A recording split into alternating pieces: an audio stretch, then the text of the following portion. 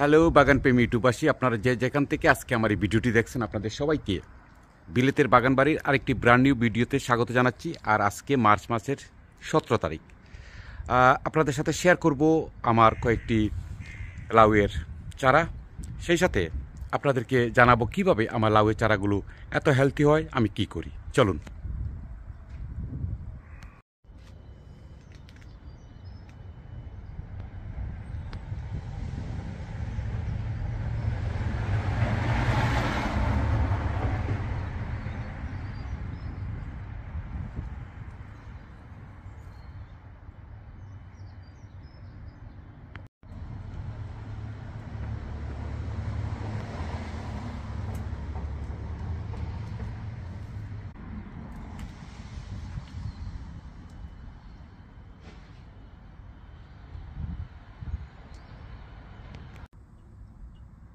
তো সমাপ্ত বিবররা, এখানে যে আমার এই লাউয়ের চারাগুলো দেখতেছেন, এগুলো এ মাসের 10 তারিখ আমি বীজ রোপণ করেছিলাম, আর আজকে হচ্ছে মার্চ মাসের 17 তারিখ। তো আমরা ধরে নিতে পারি যে এই চারাগুলো আমার হয়েছে মাত্র 7 দিনে। কিন্তু এখানে আরেকটা কথা, আজকে যেহেতু 17 তারিখ আর আমি রোপণ করেছি 10 তারিখ, তো এগুলো যেহেতু নতুন করে উঠতেছে, তার মানে এগুলোকে আমি হিসাব করব যে এগুলো উঠতে 7 দিন সময় নিয়েছে। কিন্তু এখানে যে আরও কয়েকটা চারা দেখতেছেন, এই যে একটা দুইটা, এখানে আছে আরও দুইটা, এখানে একটা, তারপরে এই যে আরেকটা, এগুলো কিন্তু 7 দিনের দরকার হয়নি, তার আগেই কিন্তু চারাগুলো হয়েছে। আপনারা চারাগুলো যদি একটু দেখেন তাহলে বুঝতে পারবেন। আর এগুলো মোটামুটি 7 দিনের মতোই সময় লেগেছে। আর এখানে কি পরিমাণ বীজ আমি রোপণ করেছিলাম, চলুন সেটা আগে একটু দেখে আসি।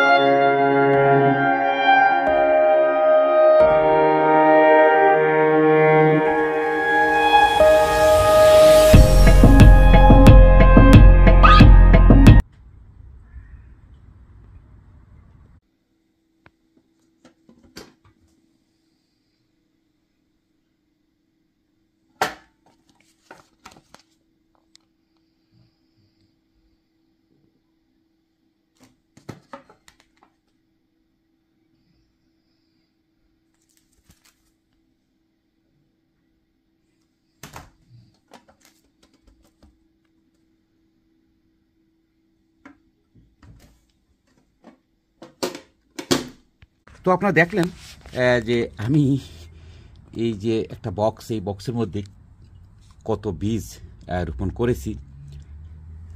আর এখানে একটা বীজও কিন্তু আমার নষ্ট হয়নি। আমি যদি একটু, এখানে তো সব জায়গায় মানে এই যে চারা দেখতেছি, তো এই জায়গাটায় আমি কোনো চারা দেখতেছি না। যদি আমি একটু এই জায়গাটা মাটি একটু সরাই তাহলে দেখব কি অবস্থা। এই যে দেখুন, এই যে দেখুন,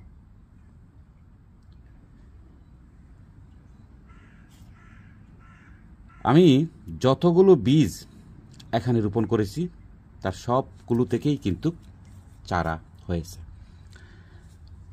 এখন প্রশ্ন হলো যে আমরা যখন বিভিন্ন সবজির বীজ রোপণ করি তখন অনেকগুলো বীজ নষ্ট হয়ে যায়। তার কারণ শুধু যে বীজ খারাপ তা নয়, তার আরেকটা কারণ হলো যে আমরা বীজ রোপণ করার পর, বিশেষ করে ইংল্যান্ডে বা শীতপ্রধান দেশে যারা আমরা আছি তাদের কথা বলছি, আমরা এই বীজগুলো পর্যাপ্ত গরমের মধ্যে রাখি কিনা, এটি একটি প্রশ্ন। আর আরেকটা হলো যে আপনার বীজের ধরনটা ভালো কিনা। এই দুটি কারণেই অনেক সময় চারা হয় না। আর এই যে দেখুন, এগুলো হচ্ছে বিলেতের বাগান বাড়ির বাগান থেকেই লাউ হারভেস্ট করে সেখান থেকে বীজ সংগ্রহ করা হয়েছে।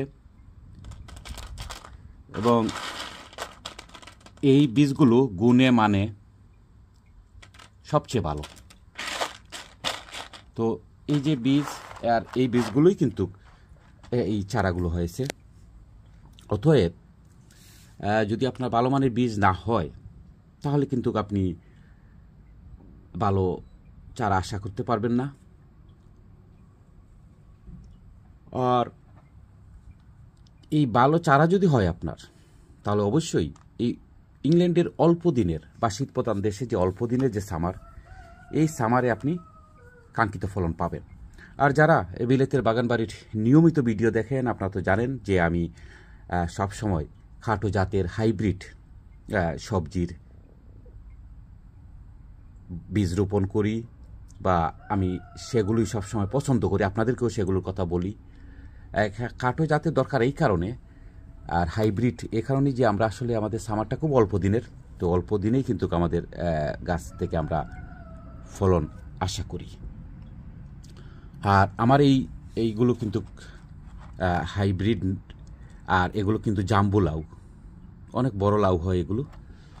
তো যারা গত বছর আমার ভিডিও দেখেছেন আপনারা তো জানেন যে আমি বিশাল বিশাল লাউ হারভেস্ট করেছি। তো এখানে যতগুলো চারা হয়েছে এই সবগুলো চারাই কিন্তু এই জাম্বো লাউয়ের বীজ থেকে তোলা, এবং বাকি তো আর নাই। এই যে আপনি যদি একটু দেখি আমরা যে মাটির নিচেও এই যে দেখুন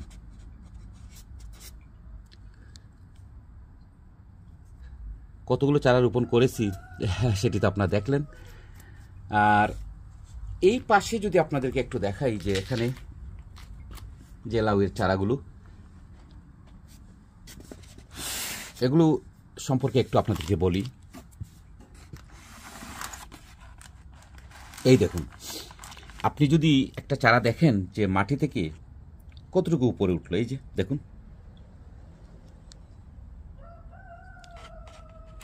এই যে খুব অল্প মাটি, এই যে দেখুন।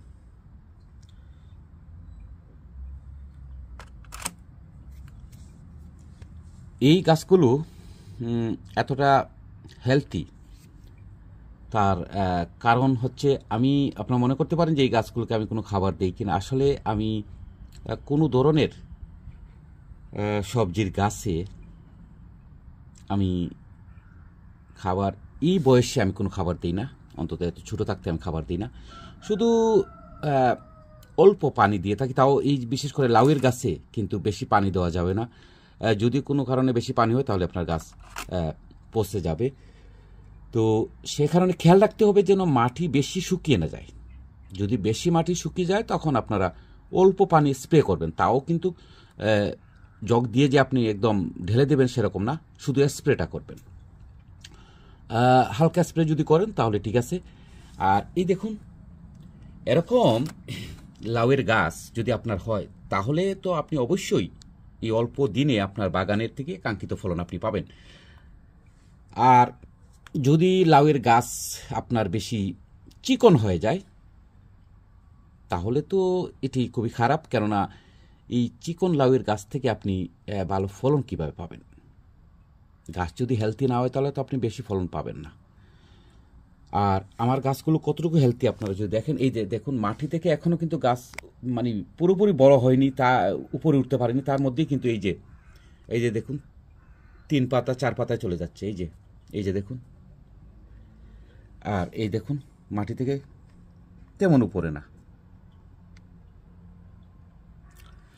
তো যে কথা বলছিলাম যে আমি তো কোনো খাবার দিই না, তাহলে আমি কি করি? আমি এই গাছগুলোকে এখন সবসময় চেষ্টা করি যে একটু গরম জায়গায় রাখার, প্রথমত। আর দ্বিতীয়ত আমি যেটা চেষ্টা করি সেটা হলো যে পর্যাপ্ত সূর্যের আলো যেন এই গাছের উপরে এসে পড়ে। তো এই দুটাই করতে গেলে আমাদের যেটা দরকার সেটা হলো যে একটা গ্লাস রুমের দরকার, অথবা সবসময় যেন সূর্যের আলোটা আসে এরকম একটা জায়গা দরকার। তো আপনি যদি এই গাছগুলোকে পর্যাপ্ত সূর্যের আলো নিশ্চিত করতে পারেন আর একটু গরম জায়গায় রাখতে পারেন, তাহলে এই যে আমার মতো এই গাছগুলো হবে। আপনাদেরকে সাথে আমি এর আগেও অনেকগুলো ভিডিও শেয়ার করেছি, আপনারা দেখেছেন যে আমার এই গাছগুলো অনেক বড় হওয়ার পরও কিন্তু কোনো সাপোর্টের দরকার হয় না। আমি কোনো সাপোর্ট দিই না আমার লাউ গাছে, লাউয়ের চারায়। আমি লাউয়ের চারায় কোনো সাপোর্ট দেই না, এবং খুব অল্প মাটিতেই কিন্তু আমি সবসময় চারা রাখি। মাটি খুব বেশি দেওয়ার দরকার নেই। আমি যদি আপনাদেরকে বলি, এই চারাগুলো আমি বাগানে রোপণ করা আগ পর্যন্ত এই পটগুলো আর পরিবর্তন করব না। এখন চিন্তা করেন, আপনারা দেখবেন আমার এই লাউয়ের গাছগুলো কত বড় হয়।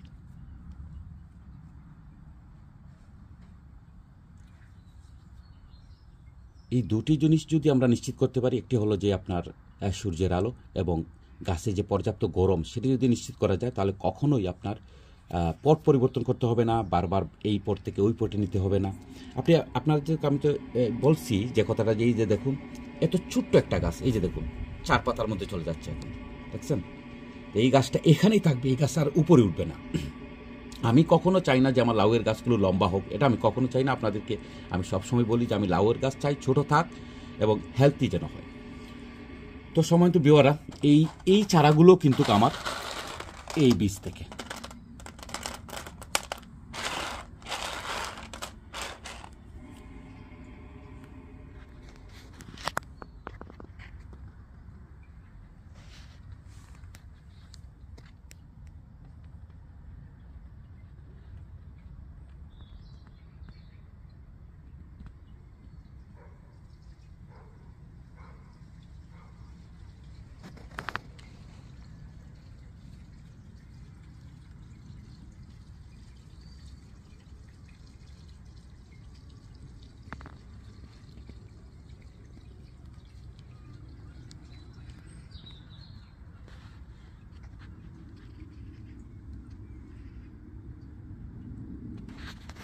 আর এই যে চারাগুলো এখানে হয়েছে, আপনাদেরকে একটা বিষয় আমি বলি, আমি কখনো লাউয়ের বীজ টিস্যুর মধ্যে ভিজিয়ে রাখি না, তারপরে পানির মধ্যেও ভিজিয়ে রাখি না।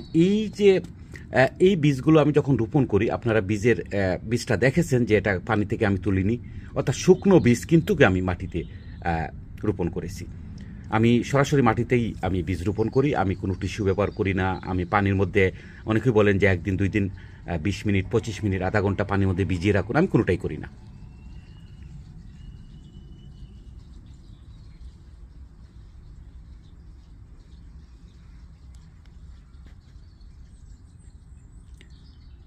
আর এই আমি রোপণ করার 5 থেকে 7 দিন আমার চারা হয়ে যায়। তো সময় তো ভিউয়াররা, আজকে এ পর্যন্তই। বিলেতের বাগান বাড়ির পরবর্তী ভিডিও দেখার আমন্ত্রণ জানিয়ে বিদায় নিচ্ছি। আপনারা সবাই ভালো থাকুন, আপনাদের সবার জন্য শুভকামনা রইল।